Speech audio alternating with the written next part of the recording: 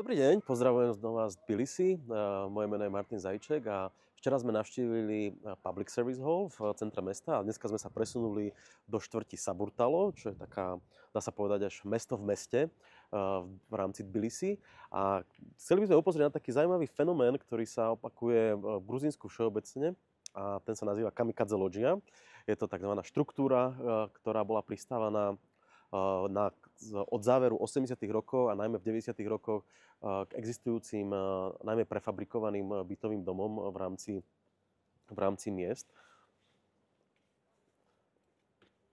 A tieto štruktúry vlastne boli takto kurátorsky definované na Bienale umenia v Benátkach.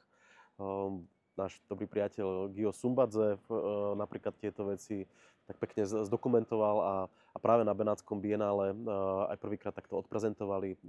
Tieto štruktúry sú veľmi zaujímavým a pre možno Slovákov takým šokujúcim prostriedkom, ako sa v závere 80. rokov papierovo zvyšovala produkcia bytových plôch v rámci bytovej hromadnej výstavby.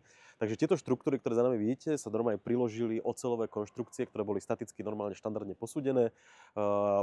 Boli vlastne hromadne postavené k bočným fasádám objektov a ľudia, ktorým sa teda dotýkali tieto plochy, si mohli zväčšiť svoj obytný priestor častokrát bezmála o veľkosť ďalších dvoch izieb alebo teda štandardného dvojizbového bytu. No a napríklad za nami je taký krásny príklad nedokončenej kamikadze lodžie,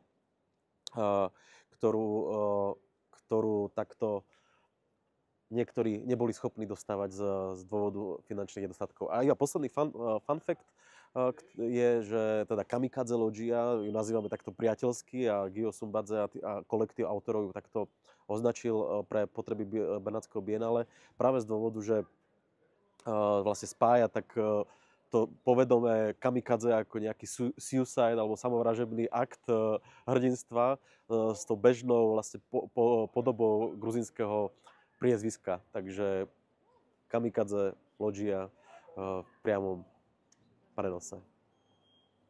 Cut.